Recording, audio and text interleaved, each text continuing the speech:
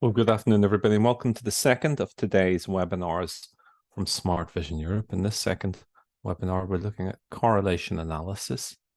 And we're taking a deep dive. We already touched on this briefly in the previous session where we were talking about significance testing. And in the next session at 3 o'clock, we're going to be talking about neural networks. So if you're interested in that, please register to join it. My name's Jarlath Quinn. I'm joined online today by my colleague, Rachel Clinton. If you haven't joined any of these sessions before, you should be aware that they are recorded, so you'll be able to listen to them again. There is quite a lot of slideware here, so we'll be emailing a link out to you after the session is ended so you can download a PDF of the slides that I'm using here. And with regard, as we always say, if there are colleagues who are unable to attend and you get enough of them together, it may be possible for us to arrange a rerun of this session on a private basis. Just the best thing to do is just send us a message and we'll see if we can sort that out. With regard to asking questions, well, all the lines are muted, so you won't be able to talk to us directly, but you can use the chat facility. Rachel will be fielding that as I'm going along. And we normally follow up with people in response to questions that they have asked offline after the session has ended. So don't be afraid to either send us an email afterwards or to use the chat facility and just wait around for the session to end, and then we'll usually send a reply to you at that point in time. If you don't know who Smart Vision Europe are, we're a technology company and we're a gold partner to IBM, as well as companies like Predictive Solutions and Data Robot.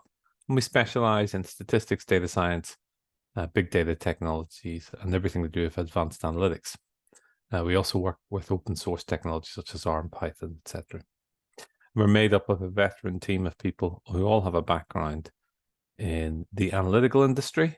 I've got about 30 years experience working in advanced and predictive analytics software industry for SPSS and for SAS and for IBM. And that means we've got deep experience of applying classical statistics and data science applications, machine learning, AI, what's now called AI applications, across many different sectors and many different applications within those sectors. And certainly things like correlation, which we're talking about here today, is a fundamental tool to explore and to measure the strength of linear relationships between factors in every one of those applications and in every one of those sectors. So it's very, very relevant, I suppose, to this particular topic.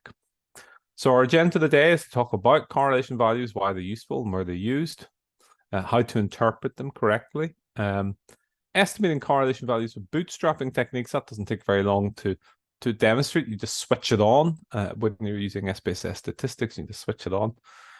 Automatically highlighting strong correlations is an area we can look at, and how correlations are calculated. And then we look at different types of correlations, so it's just non-parametric correlations, and then finish up looking at the limitations of correlations.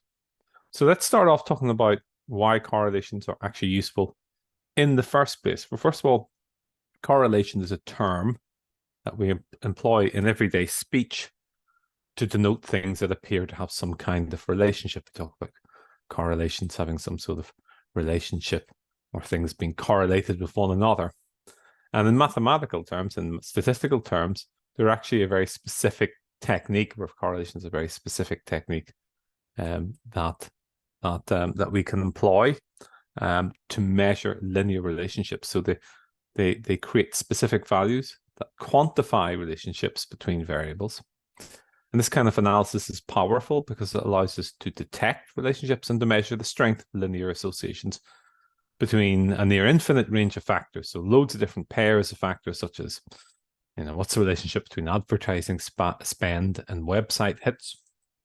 That's an obvious one. And product sales and competitor pricing, or they're not competitor pricing, whether it rises or drops, whether or not what effect that has upon the sales of a product, or even things that in the non-human world, in the world of machines, things like vibration measures and component part failure, rainfall and pollution. That's an area that I've worked in the past, where we looked at the runoff from fields and how that's affected by rainfall in the previous days. In education, it's things like measurement of study time and how much study time affects people's examination grade, and then you have exercise and weight loss, government spending, population health outcomes, loads of different applications that we can use. So it's a near infinite range of applications where we're saying, how much does one thing correlate with another thing? We're not saying how much does one thing affect another thing, of course, because that's not the same thing, but we're saying how much do they correlate with one another. So the gateway to prediction, basically correlation is kind of the first thing you taught when you're learning things like linear regression. Correlation is used as a kind of gateway concept in that, in the sense that if you can measure the strength of the relationship, then presumably if the relationship's sufficiently strong, you should be able to predict one variable using another. In many ways, that's what all of statistics is about. The more you can account for variation in one field using another field, the more you are able to predict it. The more you can account for variation in, in interest rates using inflation, means that you can predict one from the other. So, for example, we might know how much we're planning to increase our spend in advertising. Then we can use correlation to accurately predict what the increase in visitors to a website is likely to be. So you can plot that, of course, with a scatter plot. We have things like sales and advertising spend and how much increasing your advertising spend affects your sales. So that's an important part. But what about the correlations themselves, these values that it creates, and how do we make sense of them? Well, when we run a correlation, as we will see within the SPSS, it actually kicks out more than just one number to you. But there's only one number that relates to the correlation itself, what's called the correlation coefficient. And as you'll see, there's more than one type of correlation coefficient because there's more than one type of correlation technique. There's one called Pearson's, one called Spearman's, another one which we'll come to called Tau-Kendall. But suffice to say that if you imagine the correlation number as something that exists on a finite scale, that scale runs from +1 to -1 with 0 in the middle. It's pretty simple to interpret it. +1 means it's a perfect linear relationship, positive linear relationship, because it means that as one value increases, the other value in the other variable increases perfectly in step with it. So usually means when you're measuring the same thing. If you look at the relationship between Fahrenheit and Celsius, there are different ways of measuring the same thing. You're going to get pretty close to a perfect positive linear relationship. A perfect negative linear relationship is when the line goes in the opposite direction. As one number rises, the other one falls in a perfect linear negative relationship. So it just means as one goes up, the other goes down. There's no relationship in the sense that which one is affects the other. So it's not like as A increases, B drops. It's both. As B increases, A drops. As A increases, B drops. It's a two-way. It's a mirrored relationship. If you have a value close to 0, it means that you've basically got no relationship. It's just random. So it means that there's no linear relationship or no straight line relationship, and anything in between, is less than perfect, but better than random, if you like. There's no exact threshold at which correlations become important or notable. It very much depends on the realm which you're working in. Most people wouldn't regard a correlation of less than 0.3 as particularly notable in most situations. And we'll see why that is, because we can actually start to talk about correlations in percentage terms when you get into things like linear regression. But we'll talk about that in a moment. Let's look at Pearson's R correlation. So these are Pearson's R. Pearson's R is probably the most famous correlation measure identified by Karl Pearson. So Pearson's R correlations for this type of relationship, if you're on the last webinar, you will have seen this chart already, is shown as a value here, obviously less than 1 or less and greater than -1, with 0 somewhere between. It's quite close to 1. It's quite close. It's 0.859, so it's 0.86 rounding up. And this is the relationship here for this scatter plot, where each dot represents an automobile, and so each we have two fields that we're measuring by. One is the weight of the automobile, one is the weight of the vehicle, and one is the horsepower of the engine. And we're saying that the bigger the engine, the more horsepower there is, and therefore the vehicle's heavier. And you could almost predict using this what the vehicle weight is using horsepower, or predict what horsepower is using vehicle weight, vice versa. It's quite a strong correlation here. Using Pearson's R, the same measurement technique, we can see that we're closer to 0 now. We're down from 0.85 to 0.4. And that's because the relationship is less linear in nature. I mean, there's a rough linear relationship here. It says time to accelerate from 0 to 60 is roughly related to miles per gallon. So if the car takes longer to accelerate from 0 to 60, it tends to have better miles per gallon. But there's a fair amount of variation in that. So the correlation value itself is 0.4 here, is weaker, but probably still above 0.3. Most people would regard it as probably worth noting. And then we have a negative relationship here. So this is a negative relationship. This is horsepower against time to accelerate from 0 to 60. So obviously the larger the engine, presumably the faster it can accelerate from 0 to 60. So those that can accelerate in 10 seconds tend to have larger engines than those that take 20 seconds or so. And therefore it's a negative relationship. So again, it doesn't say that the negative relationship isn't one way. It's in both directions. So it means as time to accelerate from 0 to 60 increases, horsepower decreases, and as horsepower increases, time to accelerate decreases. But it's a negative relationship. So both, it measures both strength of the relationship, and it also tells us the direction of the relationship.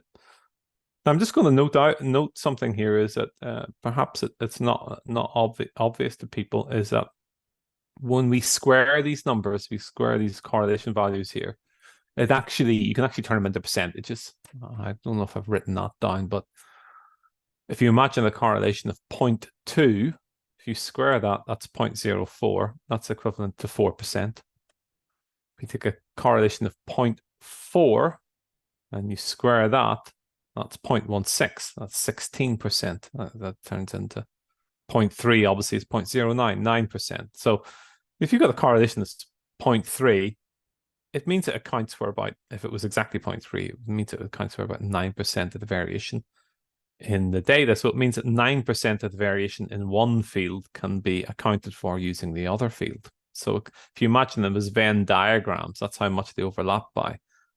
So it's not linear in the sense that as each number increases, you get the same proportion of variation that is explained.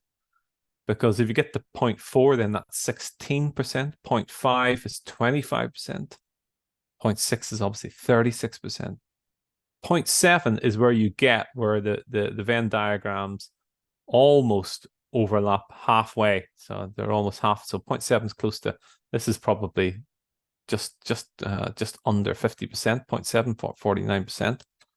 So, and obviously we ignore the negative values here. So it sometimes helps to try to think of these terms as sometimes that's called an R-square value, because it's literally the square of the R value, but it's used in linear regression to tell you how strong the model is.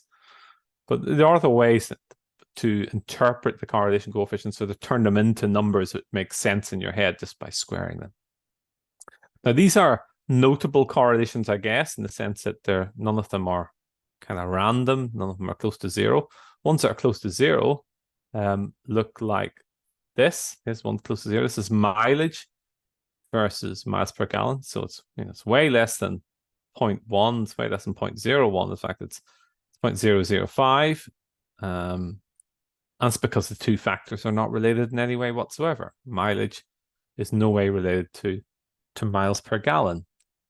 And you will get these curvy linear relationships. You know, you'll see things like sometimes power laws, see relationships between, particularly in engineering, between fuel efficiency and engine size and things like that. And you know, they're not straight line relationships.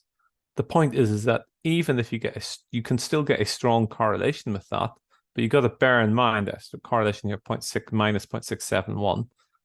It's really based in this straight line. That's all it sees. It's blind to the curvy linear relationship. It can't see curvy linear relationship. So it doesn't mean there's not a relationship there. I mean, you could have a U-shaped relationship between two factors like, I don't know, spending and age, or an N-shaped relationship between spending and age or something like that, spending power. And it would just come out, it would see a correlation close to zero. It would just mean that, you know, it can't see the correlation there at all because it doesn't mean there isn't a relationship. There isn't a straight line relationship. So that's what we mean by linear. That's important to bear in mind.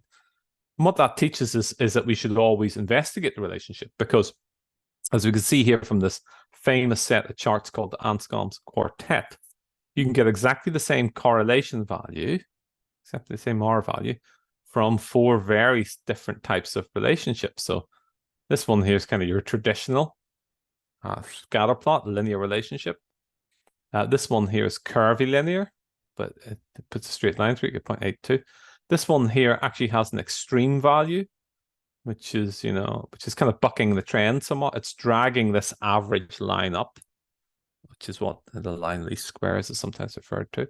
Same correlation. And even when you get two values, we only have two values here, 8, and I guess that might be 19 or 20. That might be value 20 or something like that, 8 and 20. And it will give you a correlation. So the point is that you should investigate the relationship, visualize it if you can, rather than just assuming that all the information you need about the relationship is going to be shown in the R number. It's not. Okay. If you want to run correlations in SPSS, this is where you find them. Analyze correlate bivariate. Bivariate meaning pairs, because you usually look at pairs of relationships. And if I call that dialog box up, you can see I can take a field like current salary and look at that against beginning salary and education salary, education level. And that means I'm going to get three correlations: current salary against beginning salary against education level, and current salary against education level, each permutation, if you like. And if I click OK at that point, this is the raw output that I get. So you don't just get three numbers, you get this table of numbers, and there's a lot going on in here. I'm going to kind of dissect this table for you, because most people, when they do this the first time, get very confused over what they're looking at. So the first thing I need to bear in mind is that this is a matrix with the same three fields down the side as we have across the top. And that means that sometimes, at least on some occasions, the same variable is going to be correlated against itself. So we can see that we're getting values of 1 here. And the second thing we can see is that the table's a mirror image. So you see this value here, 0.88, is mirrored up here. Beginning salary against current salary intersecting here, and beginning salary against current salary intersecting here. This table's a mirror image. That's the first thing. Second thing is that, oh yes, the diagonal values, as I say, are correlated against themselves. We don't really need these numbers. We don't need them in any way whatsoever. What's the point in having them there? We know that if you correlate a variable against itself, it's equal to 1. Of course it is. It's a perfect relationship. And we have a significance value. Significance values show how likely one is to get a correlation like that, assuming there's no relationship between the variables. So as I was talking about this in the previous webinar, it's not telling you how significant the correlation is in the sense that it's an important, notable correlation, or that's a strong correlation. It's just telling you the probability of getting a result as extreme as the one you're observing, assuming that the correlation is in fact 0, that there's no correlation between the two. And that means that you can get, statistically significant values of less than 0.001 and less than 0.005, less than 0.05, all statistically significant. Most people choose 0.05 as a measure of significance. You can get these statistically significant values even when the correlation is quite weak, because it's simply saying, well, it's probably not 0, which is not the same as saying it's probably not, it's not strong. Okay, so it's important to bear in mind. And then it simply tells you the number of values, how many cases the correlation was actually based on. Because, of course, we might have some missing values down here in the education level, in which case, you know, the number of cases we have to work with when we correlate it against current salary is going to be different from other variables where we have, you know, a complete set of cases. So that n number may vary. It has to, obviously, you've got to have valid values for each variable here. Okay, so let's just run that. Let's just create that. I'll just go and say, okay, let's show you where that is. Analyze, down to correlate, down to bivariate. And I'll pick up, set reset here, pick up current salary, beginning salary, and education level years. In fact, I'll chuck in age as well. Why not? Click OK. It's going to create a big table for us. Here's this big table of all these values in it. Now, a lot of people would say this is just redundant. You don't need half of this table since it's basically a mirror image. And you don't need these ones in here because you know that when they're correlated against each other, there's just too much information. You're kind of getting overwhelmed with it. So it turns out that if you go back to the dialog box, you can click on show only the lower triangle and don't show those diagonal values, which are the ones. And when you run that, you get a lot cleaner output in the sense that you don't get the image mirrored, so you don't get the same value twice, and you don't get the values equal to 1 because you're not particularly interested in them. You get a much smaller table.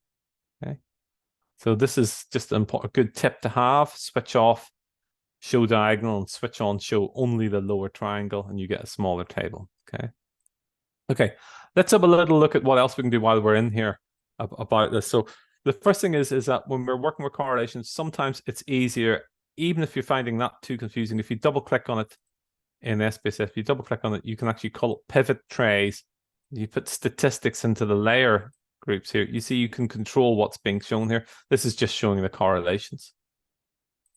Or I could just see which ones are statistically significant. Or I could see just the number of cases, pairs of cases in that case. So you can actually mask out some of the values and show them. So here we can see, let's go back to how they appeared in the original. That's what they appeared in the original. Here we can see that the correlation coefficient here is very small, minus 0.145. That's current salary against age. It's a negative correlation. It's very weak though, isn't it? It's very, very weak. It is, however, statistically significant. Does that mean we should report it? No, it doesn't. It just means that the significance test is saying that the probability of getting a correlation as strong as that is quite small if you're assuming, or if you're living in a world where the correlation should in fact be 0. We know for a fact that the correlation is 0. So it's saying the probability of it being 0 is quite small, basically, in simplistic terms. But it's not saying the probability of it being of it being strong, of it being weak, for example, is small. It's not indicating here that that's notable. So it's a classic case of when something is significant, statistically speaking, but it doesn't necessarily mean it's notable. It just means it's below the threshold, where it's probably not 0. So how do we know which ones are the strongest ones? Well, if we run if you go into bivariate correlations, you'll notice that you've got a little button here called style, and a lot of the procedures in SPSS have the style button. That's particularly useful for correlations because if you add that in, sorry if I delete this, you can add this in and say, okay, look, I want to highlight a value like correlation, and you can see here it says if it's stronger than 0.5, it's absolute, meaning it's whether it's minus 0.5, if it's more extreme than minus 0.5 or more extreme than plus 5, that's what the absolute means. Then you should highlight it. And I can go in here and change this and say, well, you know what, I'm actually going to go for 0.4, and change the colors here and say, actually, that yellow's a bit livid for me. So I'm just going to go here to, you can call it just have it a bit paler than that. Just have it like that. Click OK. And so there you go. If it's stronger than that, continue and click OK. And you can see it highlights the most significant correlations for you. Okay. So that's interesting. You could go in and you could go in style here and you could actually say, actually, I'm going to go greater than equal to, and I'm actually going to use inclusive or exclusive. So I'm going to say if it's between these 2 point values, if it's between 0.4 and 0.6 or something like that, and highlight that. Click continue and OK. Oh, does it highlight? Let's have a look at that. That's probably because of the absolute bit of it. Let's have a look. Oh, less than. Sorry, I've gone less than equal to. So between inclusive. Let's see. Yeah, say.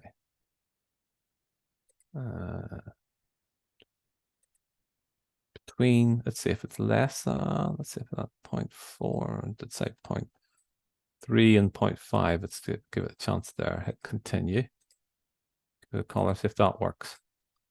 Oh, it's not working. I don't know why. There's something wrong with my logic there.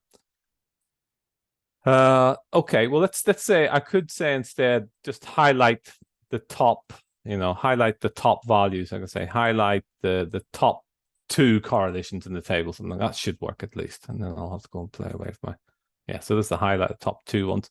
The point is that you should, if you get your logic correct, you should be able to create different color codings. It's a bit insistent on getting it absolutely right, but you should be able to create different color codings for different ranges of correlation. So you should be able to go and say, okay, if it's between 0.3 and 0.5, have it in pale yellow. If it's greater than 0.5 but less than 0.7, have it in orange. And if it's greater than 0.7, have it in red. That sort of stuff. Hence being able to add these one at a time. But it isn't just correlations. You can do it with significance values as well. You could have it highlight the statistical significance. It's worth playing around with some of these little values here to try and create what you call a report based on conditional styling. But as I say, the default is just to highlight anything more extreme than 0.5, as you see as it's doing here. The other thing to bear in mind, if I just choose a really simple correlation, I'm just going to choose one here of education against current salary, I'd say. And I'm going to ask it to switch off, show only the lower triangle and switch off and don't show the diagonal. So it's just showing me this really simple little correlation value here. What I can do is I can click on something called bootstrapping.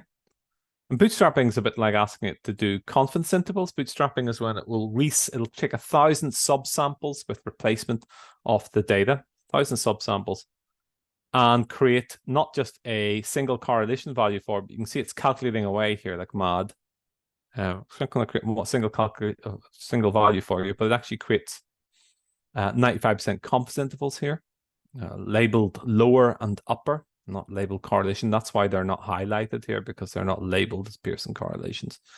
But it's saying here that, look, if you wanted an estimate on where what the true correlation value is likely to lie within, it's probably somewhere between 0.61, let's round that up to say 0.62 and 0.7. So it's still quite strong. Obviously, if you reduce the number of cases, then these confidence intervals that it's creating from bootstrapping are going to get further apart. So it's something to bear in mind. But you should be able to do this. You'll see the bootstrap button come up in lots of different procedures within SPSS. And you'll be able to ask it to produce, if you're trying to estimate a number like a mean, or you're trying to estimate the strength of relationship between 2 variables using correlations. And bootstrapping goes beyond just looking at a single value and gives you a range of values to work with. So that's also worth being aware of. Well, one last thing I would point out, I don't think many people kind of think of correlations in this way, but one of the things I find are useful is that if I just go back to bivariate correlation, say I'll hit reset. Let's look at, say, current salary against beginning salary. Let's look at that. So, and I'll just switch that on. I click OK. There's my basic correlation there, 0.88. Is that true for all of the groups in the data? So we've got some other groups here in the data. We've got, for example, 3 different job categories. We've got clerical, custodial, quite a small number of custodial workers here, and managers. is this relationship between their beginning salary and current salaries, is it as strong for each of these groups? Well, a really simple thing to do is go to data, split file, and I would switch on organize output by group, so it will give me separate tables. And if I split my file by job cat, that variable job cat there, I will then be able to go to bivariate correlations and rerun that procedure again. And it gives me 3 different outputs for each of those levels of job cat. So there's the clerical workers. You can see the correlation here between beginning salary and current salary is 0.683. You can see that for the custodial workers, there's no correlation between their beginning salary and the current salary. 0.07. It's non-existent. It's not statistically significant. And the correlation between beginning salary and current salary for managers is also 0.693. So it's interesting how when you start to break these apart, that these correlations get weaker for certain groups and non-existent for others. Again, that's just done by going to data, split file. And if I go back to analyzing all the cases and not splitting the file, click OK. It's a useful procedure to use in conjunction with correlation. Okay, so correlations can seem kind of mysterious, these numbers that range from -1 to +1. If you actually look at how they're actually calculated, what you find is that the formula isn't that complex. If you start to take it apart, there's a bit of repetition involved in it, but it's generally like a bit of architecture. It's the same thing repeating over, slightly different. It's basically the ratio of 2 numbers to one another. Now, in statistics, the Pearson correlation coefficient is also known as Pearson's R, as we've mentioned, or sometimes called the Pearson product moment correlation. And as we know, correlations describe data moving together. This is what's called a parametric procedure. Pearson's R is a parametric procedure, in that it has some assumptions about the data. That means that it's kind of fussy. It's got certain assumptions. It assumes that the data are number data. So it assumes there are number fields, like age or income or IQ or something like that, or temperature or rainfall. That means they're continuous or scale variables, sometimes called interval or ratio variables. It doesn't really like extreme outliers in the correlated variables. Doesn't mean it doesn't work. It just means that, if you're going to try and correlate, people's income with how much money they spend in a restaurant, and somebody walks in who's a billionaire, it does tend to screw up your correlation somewhat. And then it does also assume in a limited fashion that the data are normally distributed. In reality, there's no real need for that if the data is a reasonable sample size. So more than 50 cases, something like that. Most people would regard that as a reasonable sample size. Below 50, you might get into issues of normality, but even then, it's fairly robust. And as I say, we have a video. If you click on this when you get your PDF, you'll be able to go to a little video of how to test for normality in SPSS statistics that we've created. Okay, this is the formula for Pearson's R. Now it looks really complex, but actually, if you look at it again, you can see it's the same symbols over and over again, and it's obviously the ratio of one number to another. The key thing to bear in mind here is that this symbol here is the average, and that there are 2 fields here. There's field X and field Y. So the top part of this is really looking at the difference between each observation and that field's average for X, field X, and then for field Y, each observation in field Y and the average of field Y. And then it's basically multiplying those 2 values together from those 2 columns and summing them, adding them all up. And then the next bit down here is basically the same relationship here, the difference between the average and the individual values squared and summed. And again, for the Y variable here, for the second variable, squared and summed. And then you take the square root of that, so you crunch the squared numbers back down into the original units. And that gives you 2 numbers, of course. You're going to get a number off the back of that, and you're going to divide one by the other. When you multiply them together, you're going to get one number, you're going to divide one by the other. And that's going to be, obviously, if you were doing that by hand, that would be, a really onerous, painful procedure to do. You wouldn't really want to do it. So it's not a lot of fun. And when Karl Pearson kind of invented this technique, it's kind of ingenious because it always produces a value between -1 and +1, where 0 is random. So it really is a very, very standard scale that it's produced here. It always produces, standardizes the result out, but it's going to be very onerous if if you happen to calculate it by hand. If we just jump out to SPSS here and just let's open up a little file, we can calculate it by hand using some syntax here. So I've got a little calculate a correlation file here. So you can see I've just got, the correlation between physics and math scores. We only got 10 fields here. And if I were to follow this formula, the first thing I'd do is say, let's look at the difference between each score in X physics and the mean. And the mean for that particular variable is 3, and the mean for the other variable is 3.1. So if I just create that and run that, it creates these two columns here. So it's kind of creating these two columns here, these two values here at this point. Okay, we haven't multiplied them together and summed them at this stage, but that's the first step that it's doing. And obviously, you got to do that. If you're doing that manually, it would take a while for you to do it. You wouldn't want to do it. And this is create a variable by multiplying these two columns together. Well, if I run that, it creates a variable that multiplies these two columns together. There you go. So that's that bit. And it says create two variables by squaring the two mean difference columns. So now we're down in here. So we're squaring the two mean difference. So we're starting to calculate these bits of the formula. All right. So if I come back here and say, okay, let's run that bit. Goes off and calculates that.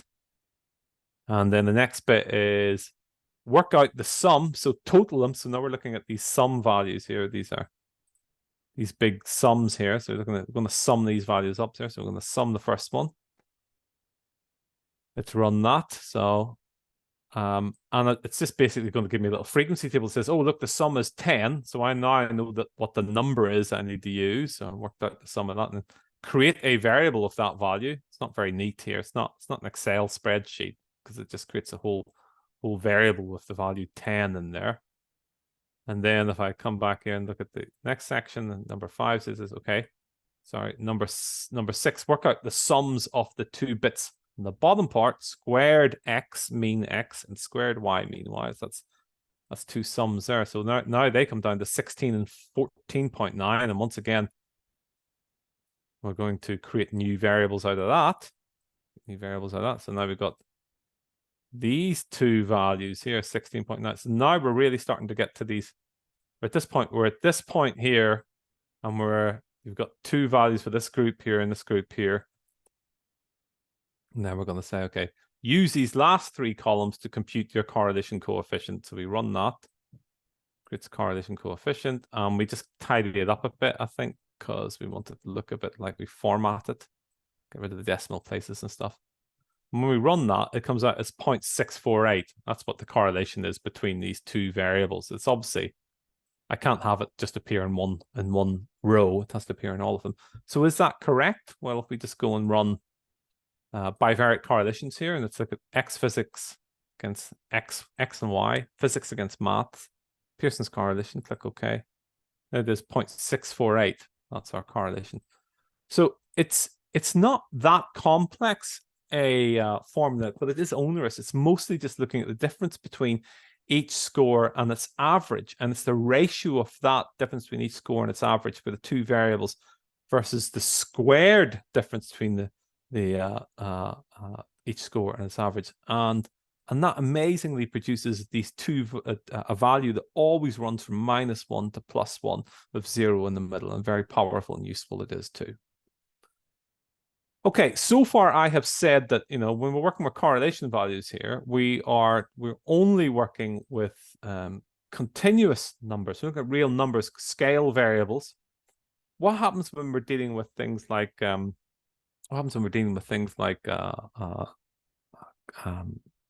ordinal variables? So variables where we have data that is rating scales, for example. Data that's rating scales of some sort. So if we wanted to do that, we'd probably have to have a different type of correlation, because, as we know, correlations, Pearson's correlations only work with continuous data. So when we're looking with what we call rank order variables, that means ordinal variables, such as rating scales, satisfaction, agreement, that type of stuff, they're not true numbers. They're often called ranked numerals. And it turns out in SPSS, there are two different types of correlation method that work with that. One is called Spearman's rho, and the other is called Kendall's tau b, and both are non-parametric methods. That means they're not as fussy as the parametric Pearson. So Spearman's rho actually works by ranking the original variables from the lowest number to the highest. And for this reason, sometimes it's referred to as Spearman's rank correlation. Unlike Pearson's correlation here, we don't know if the two variables are linear related, as ranking the values hides the relationship. And Spearman's correlation detects what we call monotonic relationship. A monotonic relationship is one in which, as the size of one variable increases, the other variable also increases, or as the size of one increases, the other decreases. So it's really just looking at size or rank, if you like, rather than the actual individual values.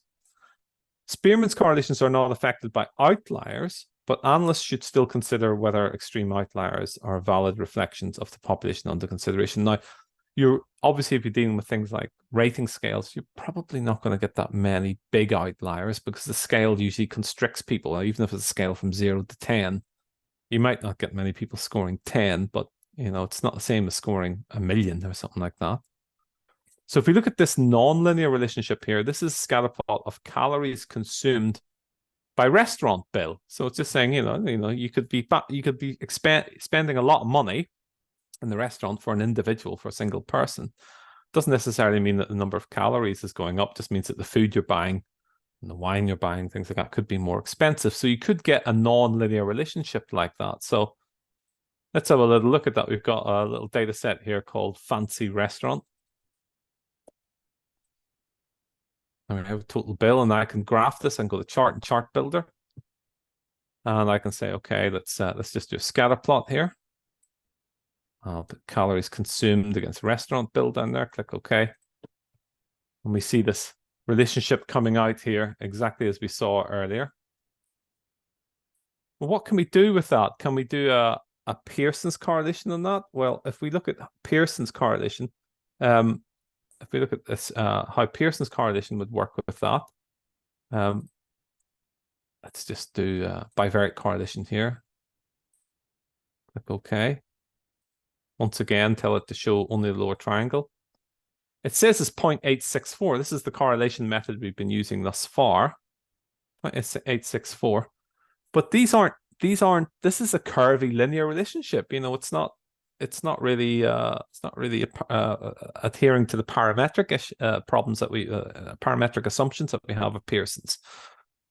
So the fact it's curvy linear just means it's ignoring this curve in the relationship. So I could go here and say, okay, look, just put a line through this and say, stick a line through it for me. And look at that. It even gives me a regression equation, but it's basically ignoring the curve. Now, if I use an alternative method, I could use a non-parametric method called Spearman's. I know they sound the same. One's an anagram of the other, practically. Pearson's, Spearman's. But Spearman's works in a different way. If you click OK at this point, as I said, Spearman's ranks the data. So here it gives us a correlation of 1. It's saying they are perfectly correlated together. And that seems weird when we look at that, but it isn't weird if we understand how it's doing it. Because if I go to transform here and go to rank cases, I can say rank calories consumed and restaurant bill, just from smallest to largest value. Click OK at that point. And because I've sorted them in order, you can see that the smallest restaurant bill has a rank of 1, and the smallest also happens to be the smallest total calories, has a rank of 1.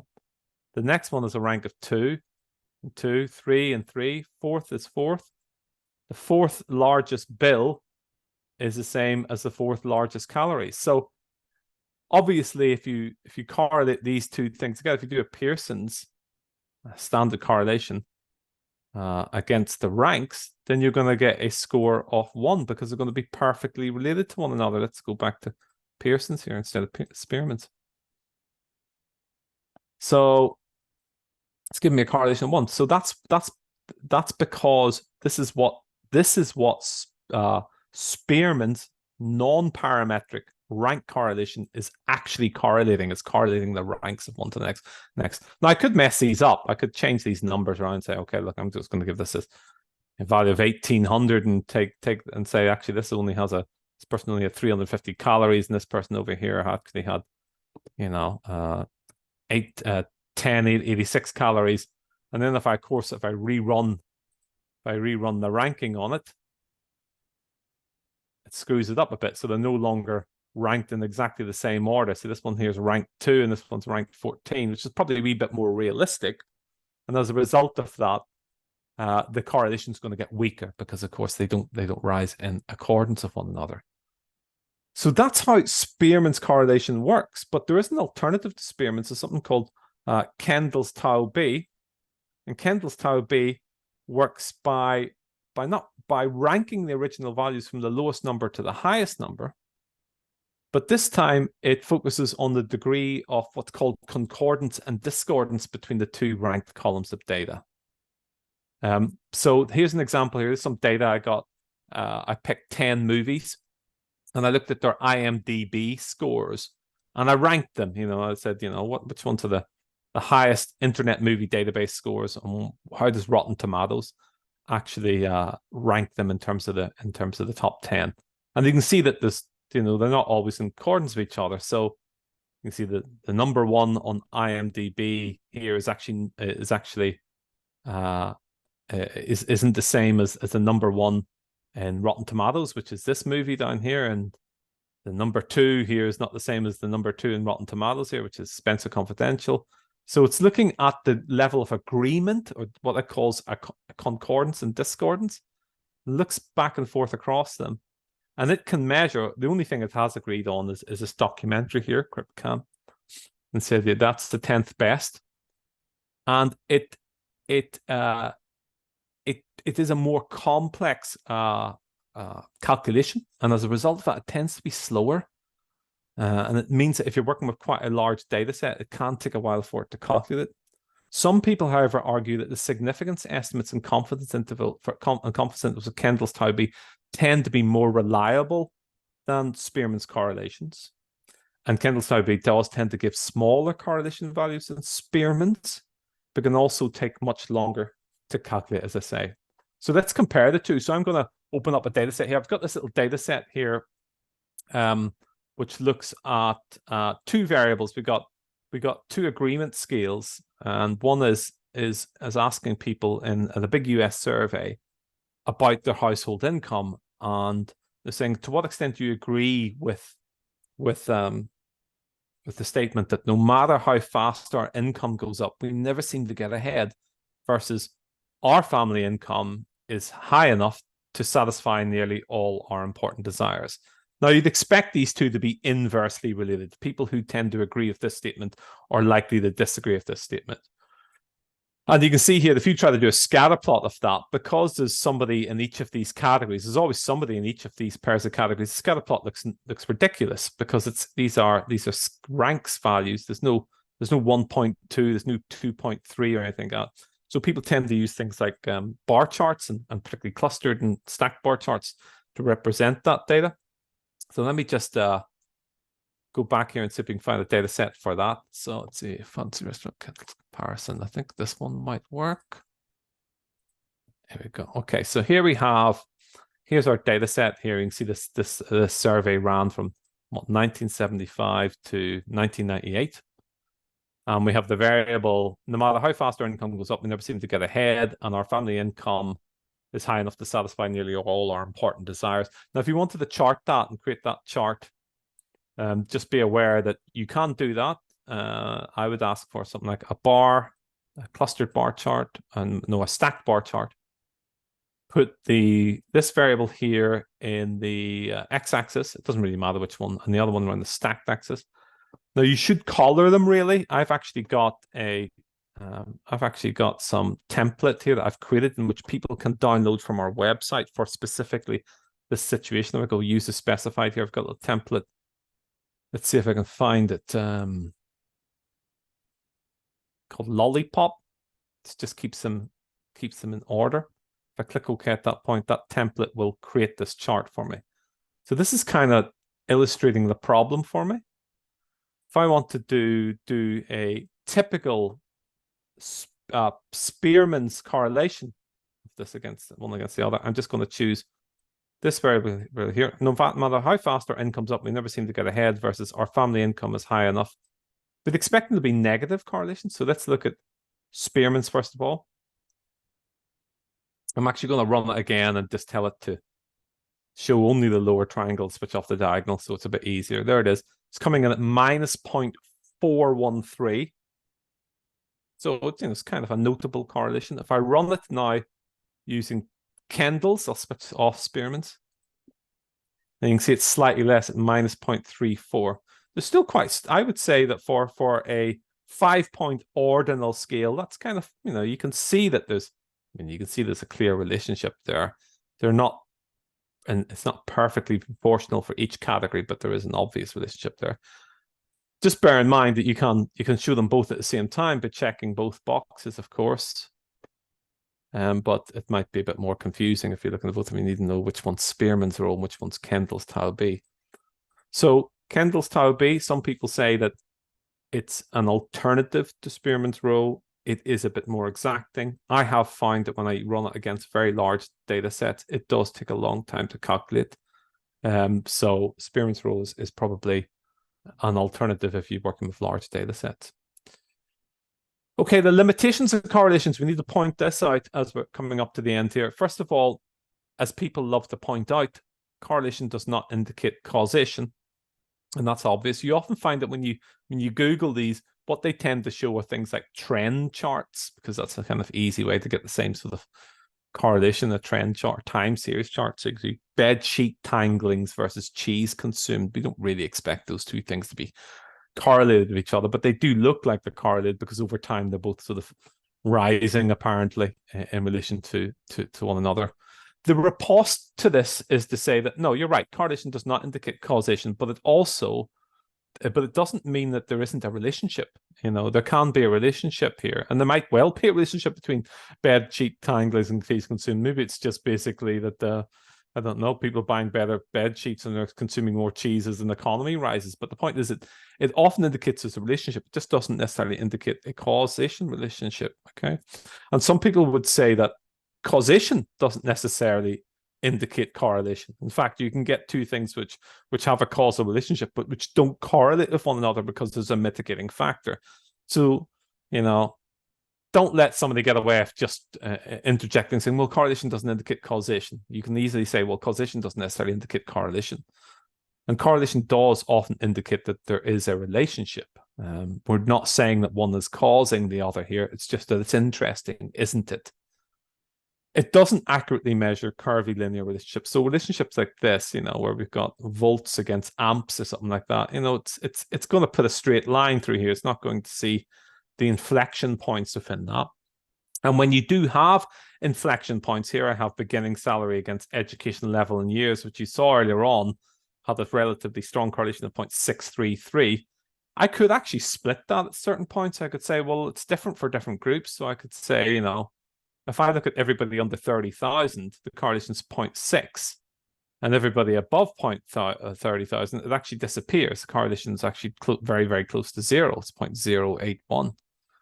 So don't assume that the same correlation is true across the entire distribution of values. It can be unduly affected by extreme or outlier values. Here we have a correlation, nice correlation here. Not too many points of beginning salary against current salary, correlation coming at 0.731.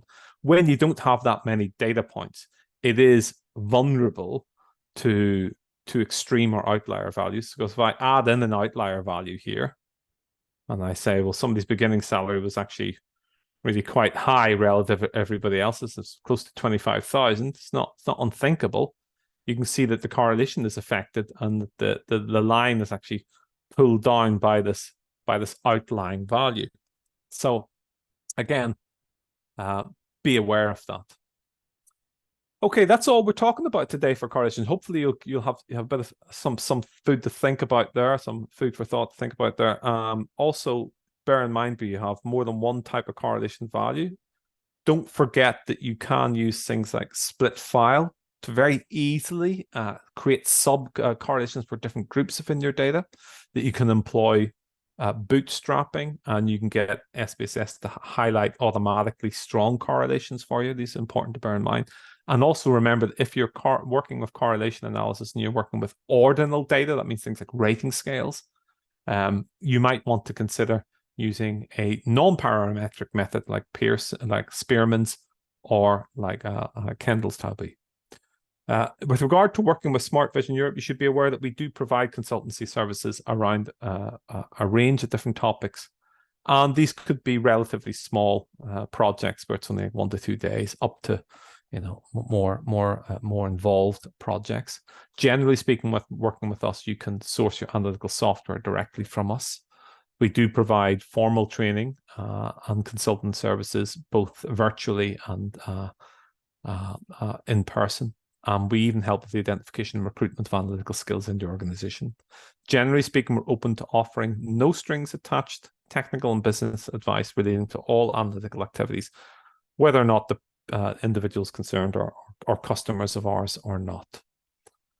In the meantime, thanks for logging in. We look forward to you logging in again. The next webinar we're looking at today is going to focus on neural networks. So if you're interested in that, there is still time to join that webinar, and plenty of places available, which I think we're starting at 3 o'clock.